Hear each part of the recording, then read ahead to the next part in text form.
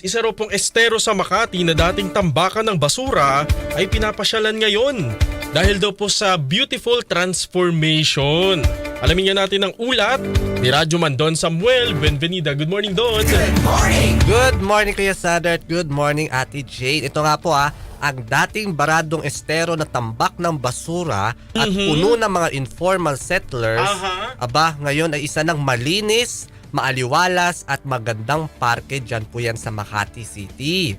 Matapos po ang naging grand makeover at mahigit isang taong rehabilitasyon, formal na nga po binuksan sa publiko ang Tripa de Galina Linear Park sa Barangay San Isidro po. Yan. Yan, nakapunta na ako dyan.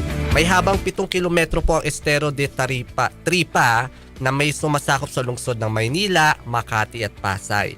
Ang naturang parke po ay kung saan may playground o palaruan ng mga bata, may exercise equipments, may vegetable areas, greenhouse areas at may rainwater catchment system pa.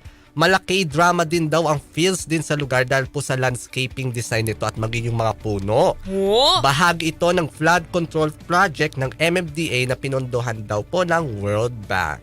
Ayan. Congratulations. Diba? Yan yung dati kuya. Yan yung Ganda. itsura niya dati, para siyang tambakan na basura. Tambakan. Oo, the usual the Tas usual estero. Tapos ngayon, meron na siyang walkway. May garden Sana lang wag siya. natapunan ng meron ba akong May audio May ba si Ate Jane? Oo, Oo. sana lang Meron. wag na ulit tapunan ng basura. Tama. Kasi Diba? sayang naman Yung mga yung nakatira effort. dyan. Mm-mm. Tsaka alagaan nila. Tsaka meron silang rainwater collection na Diba? hindi ko alam kung saan gagamitin. Pero parang maganda yun. Siguro pang dinis-dinis ko yan. Oo. Pang recycle. Pag ano kuya, di ba kapag ka may sunog, Pwede rin. tama. dyan yun na Tama. kunin. Kasi kailangan ba natin malinis na tubig kapag kapapatay ng sunog? Minsan nga sa ano tayo kumukuha sa dagat, sa lawa, sa lawa. di ba?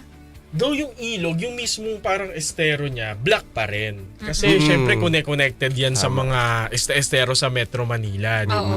Hindi naman talaga crystal clear. Correct. Tama. Kasi diretso pa yan ng Pasig River, so medyo marumi pa rin yung Marumi. tubig.